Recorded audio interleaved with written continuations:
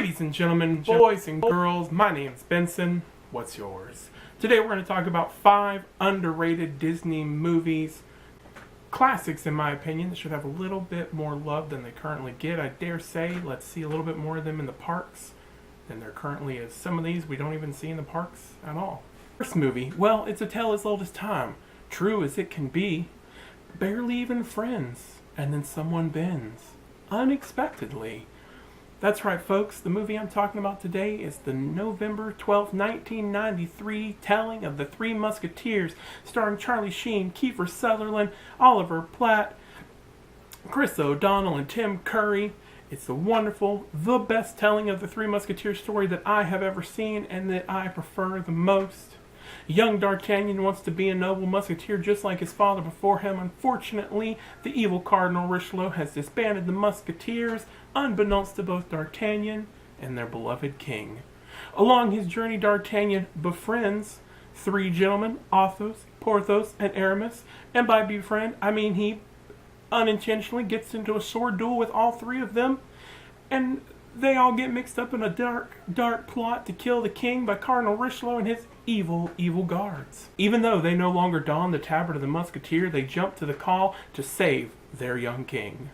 This movie gives a remarkable story about how indecisive actions can cause a crazy cardinal to try and kill you. A story about how everyday men doing the right thing turns out to be the bravest action possible, where they save their king and get the girl. If nothing else, can I please just get Oliver Platt walking around Walt Disney World as Porthos? Because the man was hilarious in this movie and he did a fantastic portrayal of Porthos.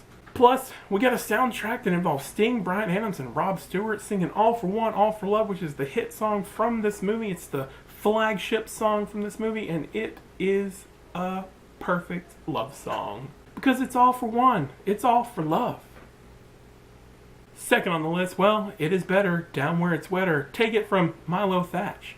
That's right, ladies and gentlemen, we're talking about Atlantis, the Lost Empire.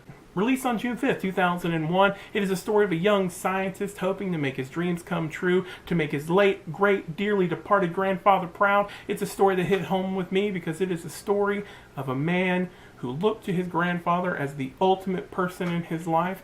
Me. My grandfather's favorite people, and so this story touched me because I idolized my grandfather. And that's what Milo Thatch did with his grandfather in the search for Atlantis. So, to see a young man working so hard to make his dearly departed grandfather's lifelong dreams come true, it had me at the first boiler whack. Milo Thatch and a band of misfits take to the open seas to find Atlantis. Spoiler alert, ladies and gentlemen, they find it. While Milo works to learn as much as he scientifically can about Atlantis before he's departing, his crew has far more nefarious plans. They're looking for the power source of Atlantis. Because guess what? Atlantis had flying vehicles. And we don't even have those yet.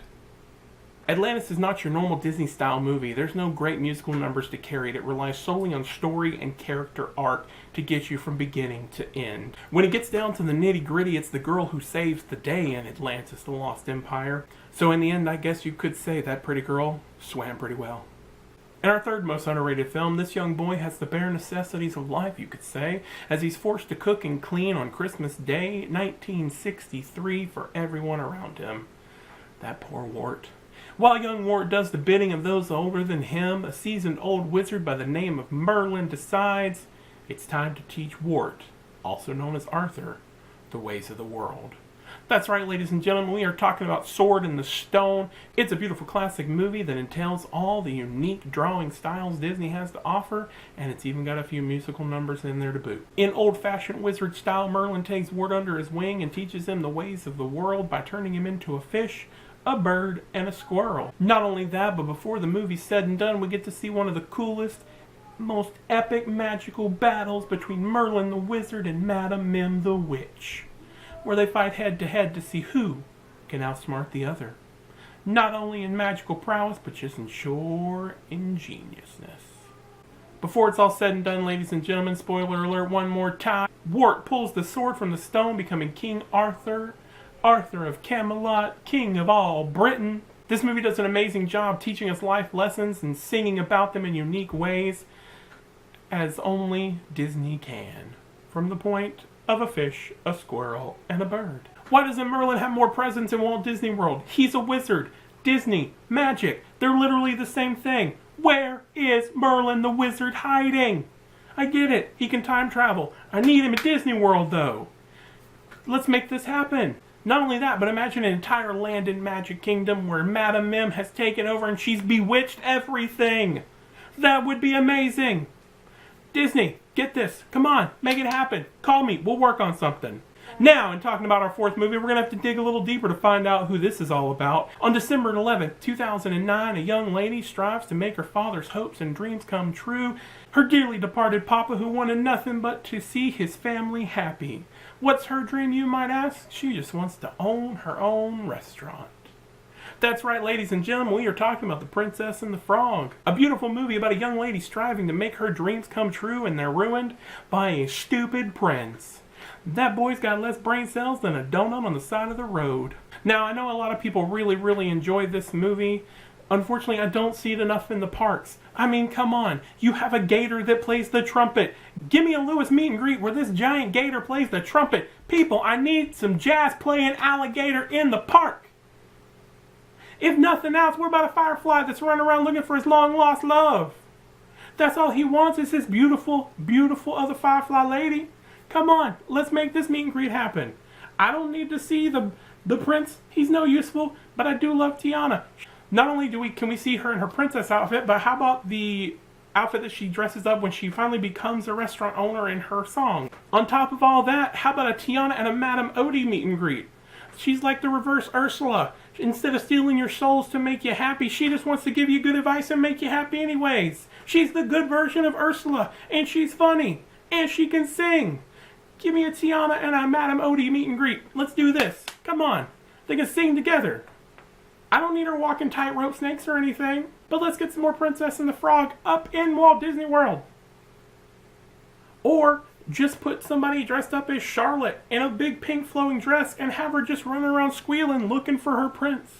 On November 27th, 2002, we journey to a whole new world. Unbelievable sights, indescribable feelings, soaring, tumbling, freewheeling through an endless diamond sky. Well, space really. A movie that I felt deep down in my core. A movie that combined all my loves, pirates, space travel, and boys without decent father figures. Ignore that last part. Disney's Treasure Planet, ladies and gentlemen. It is, in my opinion, one of the most underrated Disney movies out there. It sits in my top 3 all-time favorite Disney movies, and on a good day, it's usually number 1, 90% of the time. We follow the story of Jim as he comes into possession of a treasure map. Very similar to the movie Treasure Island. I mean, to be honest, it's just Treasure Island in space. The unique spin, however, is that instead of using spaceships like we're used to seeing in Star Wars and Star Trek, they're literal ships in space. I mean, yeah, they're spaceships, but I mean like schooners, clippers, flutes, and cogs. And I don't mean sailing on the open ocean. I mean out in the open vastness of beautiful space, surrounded by stars galore. It's like Pirates of the Caribbean meets Star Wars, minus the hokey religions and ancient weapons. Well, I mean, they're ancient weapons. They've got swords, but they're not like lightsaber swords. You know what I'm saying? They're just swords. This movie is as if Captain Picard and Darth Vader had a genetically cloned child together. The characters in this movie are great. You've got Jim, an angsty teenage youth who's just trying to find his place in the world. Long John Silver, an evil but loving role model. And then Captain Amelia. Captain Amelia. Give me a Captain Amelia meet and greet. You want a fierce female character? Captain Amelia. Enough said. Not only that, but you've got Morph. Basically a cute cuddly blob that can shape-shift into anything he wants to. And I don't hurt him for it, because he's cute as all get out. The alien races are also drawn really well in this movie. They've got different races. You've got like this crabby claw guy, one guy that talks in all fart noises, one guy looks like a dog, there's some toads. On top of that, the scenery in the movie alone is gorgeous and breathtaking. It's space. It's pirate ships in space. It's phenomenally done. This movie really is underappreciated for its value. This really is an underappreciated movie for something that is so great. Not only that, I need some Treasure Planet love in the parks, people. You give me a Captain Amelia or a Morph meet and greet, and I'm going to give you a full-grown man screaming like a teenage girl at a Hanson concert. Bop, bop, yeah. Ladies and gentlemen, boys and girls, let me know. Do you agree with my underrated Disney movie list? Are there movies you think should be on this list that I missed? Ladies and gentlemen, what movies would you like to see more of? What movies do you think need just a little bit more love? Tell me, did you enjoy this video? Did you enjoy me doing this 5 underrated movie list? Is there another movie studio who you'd like me to grab 5 of their most underrated movies and give you my opinion on them? Let me know in the comments if there is another movie that you think belongs on my list, or if you want to see me do another list from another movie company. Alright, ladies and gentlemen, that's the end of this one. Do me a favor, follow me on Twitter if you haven't yet. The link is in the description. Also, while you're headed that way, do me a favor and hit a like for this video if you really enjoyed it. Subscribe as well. Hit that bell icon so you know when all my videos come out. But that's it for me today. I love you guys. Till tomorrow.